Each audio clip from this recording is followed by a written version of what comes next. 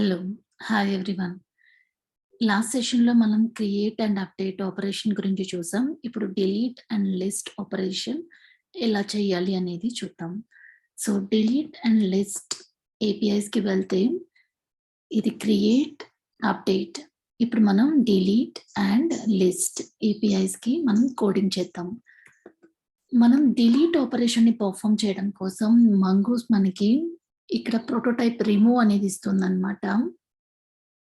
So, ఇలా మనం dot remove అనేసి ఏదైతే మనం ఆహ్, రికార్డ్ తీసుకుంటామో, ఎగ్జాంపుల్ ఇక్కడ మనం ఒక రికార్డ్ తీసుకుంటున్నాం. ఈ రికార్డ్‌ని మనం డిలీట్ చేయాలనుకుంటున్నాం. సో, ఫస్ట్ ఏం చేయాలి అంటే ద ప్రాసెస్ అప్డేట్‌కి అండ్ డిలీట్‌కి సిమిలర్‌గానే ఉంటుంది. ఫస్ట్ మనం ఈ రికార్డ్‌ని ఫైండ్ ఔట్ చేయాలి. రికార్డ్‌ని మనం డేటాబేస్ నుంచి ఫైండ్ ఔట్ చేసిన తర్వాత ఆ రికార్డ్‌కి మనం డాట్ రిమూవ్ అనే ఆపరేషన్‌ని పెర్ఫార్మ్ చేయాలి. అప్పుడు ఆ స్పెసిఫిక్ రికార్డ్ అనేది డిలీట్ అవుతుందన్నమాట. ఓకే. ఇప్పుడు మనం ఆపరేషన్ ఎలా అనేది చూద్దాం. సో, మనకి అప్డేట్ అండ్ డిలీట్‌కి నేను సిమిలారిటీస్ ఉన్నాయి. సో, అవి చూయిస్తూ కోడ్ రాస్తాను డిలీట్‌కి. ఇప్పుడు అప్డేట్‌లో మనం చూడొచ్చు. మనం ఫస్ట్ క్వైరీ చేసాం. మనకి ప్రొడక్ట్ కనక అంటే ఆ రికార్డ్ కనుక లేకపోతే ఎర్రర్‌ని త్రో చేసాం. డిలీట్‌లో కూడా అలాగే ఆపరేషన్‌ని మనం ఇప్పుడు పెర్ఫార్మ్ చేయాలన్నమాట. ఇక్కడ సెట్ బదులు మనం రిమూవ్ అనేది కాల్ చేస్తాం. అదే మనకి అప్డేట్ అండ్ డిలీట్‌కి మెయిన్ డిఫరెన్స్ అన్నమాట. సెట్ అనేది అప్డేట్ చేసేటప్పుడు యూజ్ చేస్తాం. డాట్ రిమూవ్ అనే ఆపరేషన్‌ని ఎప్పుడైతే డిలీట్ చేయాలో అప్పుడు యూజ్ చేస్తాం. సో, ఫస్ట్ మనం క్వైరీని రాస్తున్నాం. మనకి రిక్వెస్ట్ డాట్ పారమ్స్ డాట్ ప్రొడక్ట్ ఐడీలో మనకు యూజర్ ఇచ్చే ఇన్‌పుట్ ఉంటుందన్నమాట. ఈ ఇన్‌పుట్ పాత్ పారమ్స్‌లో వస్తుంది మనకు. ఇదే మనం ప్రొడక్ట్ ఐడీగా తీసుకుంటున్నాం. అప్డేట్‌లో కూడా అలాగే చేసాము. అండ్ డిలీట్‌లో కూడా ప్రొడక్ట్ ఐడీని మనం పాత్ పారమ్స్‌లో ఇస్తున్నామన్నమాట. సో, ఇక్కడ ఇచ్చాం. అండ్ దెన్ ఇది కాల్ బ్యాక్ కాబట్టి మనం dot then and then dot catch ఇలా మనం ఇస్తాము. ఇది అవసరం లేదు కాబట్టి కామెంట్ చేసేస్తున్నాం. Dot then dot catch. ఇప్పుడు డాట్ దెన్‌లో మనకి ప్రొడక్ట్ ఇఫ్ నో ప్రొడక్ట్ ఇప్పుడు ప్రొడక్ట్ లేకపోతే మనం ఎర్రర్‌ని త్రో చేస్తాం. సో, ఇదే తీసుకెళ్ళి మనం ఇక్కడ ఇస్తున్నాం. ఓకే. ఆ తర్వాత మనం ఇక్కడ ప్రొడక్ట్ డాట్ సెట్ అంటున్నాం కదా! ఇక్కడ ఏంటి అంటే, ఇక్కడ ప్రొడక్ట్ డాట్ రిమూవ్ అన్నమాట. రిమూవ్ అనే ఆపరేషన్‌ని మనం పెర్ఫార్మ్ చేస్తున్నాం ఇప్పుడు. ఇప్పుడు రిమూవ్ అనేది కూడా డేటాబేస్ కాల్ కదా! ఇది కూడా కాల్ బ్యాక్ అన్నమాట. సో, మనం ఇక్కడ dot then and then dot catch ఇలా ఇస్తున్నాము. అండ్ ఇక్కడొచ్చేసి మనకి డిలీటెడ్ ప్రొడక్ట్. ఇప్పుడు రిటర్న్ మనం ఏదైతే డిలీట్ చేసామో ఆ ప్రొడక్ట్‌ని మనం ఇక్కడ రెస్పాన్స్‌లో ఇస్తున్నాం. ఓకే. క్యాచ్‌లో వచ్చేసి సేమ్ ఎర్రర్‌ని ఇక్కడ కూడా త్రో చేస్తామన్నమాట.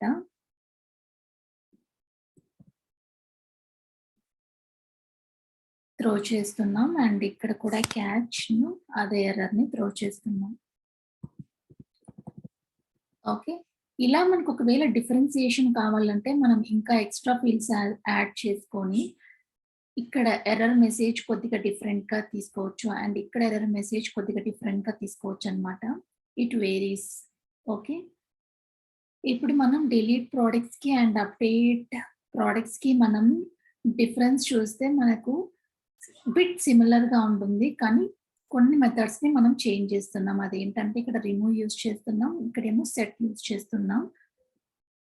రిమూవ్ అనేది మనం ఏదైతే ఫైండ్ చేసామో ఏదైతే మనం ఇప్పుడు ఇక్కడ మనం ఒక ఇన్‌పుట్ ఇస్తున్నాం కదా! ఇన్‌పుట్‌ని మనం ఫెచ్ చేస్తున్నాం అన్నమాట. ఆ ఇన్‌పుట్ రికార్డ్‌ని మనం ఫెచ్ చేస్తున్నాం. ఎగ్జాంపుల్ ఇప్పుడు యాపిల్ రికార్డ్ ఉన్న రికార్డ్‌ని మనం ఫెచ్ చేస్తున్నాం అనుకోండి. ఆ రికార్డ్‌ని ఆ రికార్డ్ పైనే మనం ఆపరేషన్స్‌ని పెర్ఫార్మ్ చేయాలన్నమాట. అందుకోసం ఈ క్వెరీ అనేది యూజ్ అవుతుంది. వన్స్ మనకి డీటెయిల్స్ వచ్చిన తర్వాత, ఈ స్కోప్ అనేది ఇది రికార్డ్ స్కోప్ అనేది ఇక్కడికొచ్చేస్తుందన్నమాట. ఈ స్కోప్ ఆఫ్ ద రికార్డ్ మీద మనం ఆపరేషన్స్‌ని పెర్ఫార్మ్ చేస్తాం. ఓకే. అది అప్‌డేట్ కానీ, డిలీట్ కానీ ఇలా మనం పెర్ఫార్మ్ చేస్తామన్నమాట. స్కోప్ ఆఫ్ ద రికార్డ్ మీద.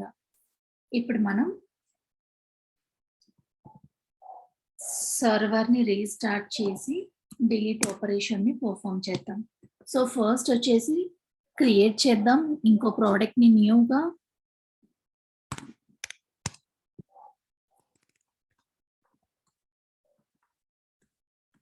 Test case 2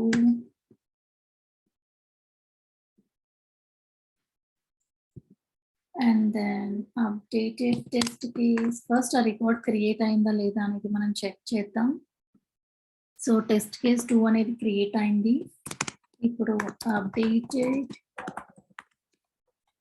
test case 2 send and ఇక్కడ మనకి ఇప్పుడు చూస్తే అప్డేటెడ్ టెస్ట్ కేస్ అనేది ఇంకా రాలేదు.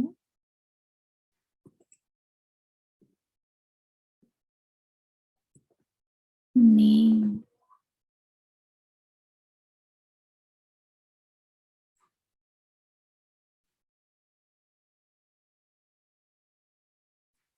ఓకే. మనం రాంగ్ ఐడీని ఇచ్చాము. ఇక్కడ మనం క్రియేట్‌లో చూస్తే అండర్‌స్కోర్ ఐడీ ఈ ఐడీకి మనం అప్డేట్ చేయాలన్నమాట. కానీ మనం ఇంకో ఐడీకి అప్డేట్ చేసాము. 66 అంటే ఈ ఐడీకి అప్డేట్ చేసాము. అందుకోసమే ఇది అప్డేట్ అయింది. మనం ఇచ్చే రికార్డ్ ఇది అయ్యుండాలి. ఎందుకంటే ఇప్పుడు ఇది క్రియేట్ చేసాం కదా! సో, ఇప్పుడు ఈ క్రియేట్ చేసిన రికార్డ్ ఇప్పుడు మనం చూస్తే last record updated test case 2 and ID వచ్చేసి ఇలా ఇది ఏఏఈ. ఓకే. మనం ఈ ఐడీని కూడా చెక్ చేసుకోవాలి. ఇన్‌పుట్ మనం ఏమి ఇస్తున్నాం అండ్ రికార్డ్‌ని మనం ఏ ఏ రికార్డ్‌ని మనం చెక్ చేస్తున్నామని. ఆ తర్వాత ఇదే రికార్డ్‌ని మనం ఇప్పుడు డిలీట్ చేయాలి అంటే అదే రికార్డ్‌ని మనం ఇక్కడ ఆ ఐడీని మనం ఇక్కడ పాస్ చేస్తున్నాము. అండ్ ఫస్ట్ మనం ఇంకేదైనా రాండమ్ ఐడీని ఇచ్చి చూద్దాం. ఇలా సో, ఇక్కడ మనకి ఎర్రర్ అనేది త్రో చేసింది. Not found error and product with this ID not found. Okay. And then ఇప్పుడు మనకు ఆహ్, ప్రొడక్ట్ అనేది డిలీట్ అయిందన్నమాట. డేటా వచ్చి స్టేటస్ వచ్చేసి true and data updated test case 2 అనే ప్రొడక్ట్ మనకిప్పుడు డిలీట్ అయింది. సో, టోటల్ 10 రికార్డ్స్‌లో మనకిప్పుడు 9 రికార్డ్స్ ఉన్నాయి. లాస్ట్ వచ్చేసేసి మనకి ఈ రికార్డ్ ఈ అండర్‌స్కోర్ ఐడీ అనే రికార్డ్ అనేది మనకు లేదు. ఏఏఈ రికార్డ్ అనేది మనకిక్కడ లేదు. సో, ఇలా మనం రికార్డ్‌ని డిలీట్ చేస్తామనమాట. And coming to the list. ఇప్పుడు మనం లిస్ట్ ఆపరేషన్‌ని మనం ఎలా పెర్ఫార్మ్ చేస్తాము అంటే, ఇక్కడ లిస్ట్‌కి మనకి డిఫరెంట్ యూజ్ కేసెస్ ఉంటాయన్నమాట. మనం డాక్యుమెంటేషన్‌లో మనకిక్కడ లిస్ట్‌కి సంబంధించింది ఇక్కడ చూసారా find by ID, find by ID and delete. So, ఇలా మనం ఏదైతే మనం ఆపరేషన్‌ని అంటే మనకున్న యూజ్ కేస్‌ని బట్టి ఏ క్వెరీ అయితే మనకు సెట్ అవుతుందో అది మనం అక్కడ పెర్ఫార్మ్ చేయాలి. బేసికల్‌గా ఇప్పుడైతే నేను ఫైండ్ అనే క్వెరీని పెర్ఫార్మ్ చేస్తాను. ఎందుకంటే ఇప్పుడు మనం అన్ని రికార్డ్స్‌ని మనం డేటాబేస్‌లో ఉన్న రికార్డ్స్‌ని ఫెచ్ చేద్దాం. నెక్స్ట్ వాటికి పేజినేషన్ ఎలా చేయాలి అనేది చూద్దాం కోడింగ్‌లో. సో, ఇప్పుడు ఫైండ్ క్వెరీని నేను యూజ్ చేస్తున్నాను.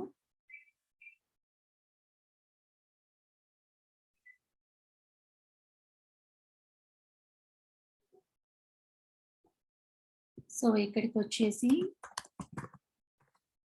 products dot find. Okay, and then dot catch. Okay. ఇప్పుడు దెన్‌లో ఏంటి లిస్ట్ ప్రొడక్ట్.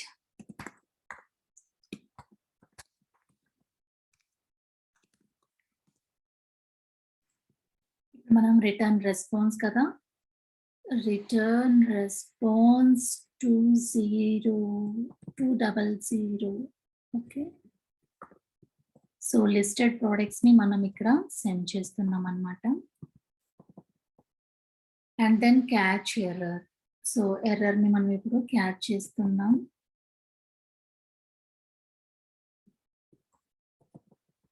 సో ఇలా మనకు ప్రొడక్ట్స్ డాట్ ఫైండ్ అంటే ఇప్పుడు మనకు డేటాబేస్‌లో ఎన్ని రికార్డ్స్ ఉన్నాయో అన్ని రికార్డ్స్‌ని ఇస్తుంది.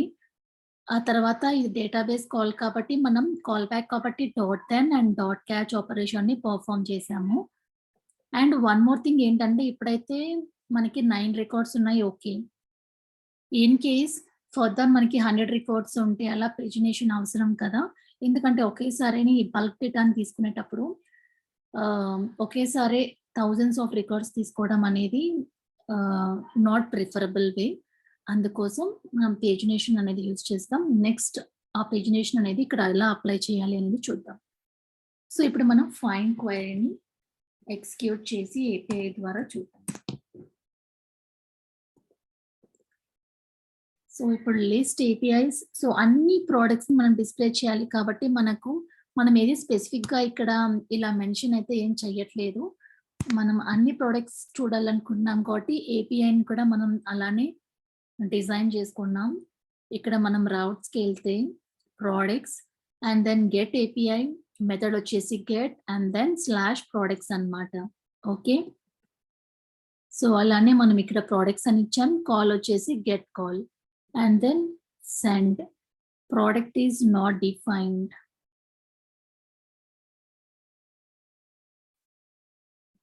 ప్రోడక్ట్ ఇక్కడ మనకి ప్రోడక్ట్ అన్నమాట. సో ఇక్కడ మనం ప్రోడక్ట్ అనేది మనం మెన్షన్ చేసాము.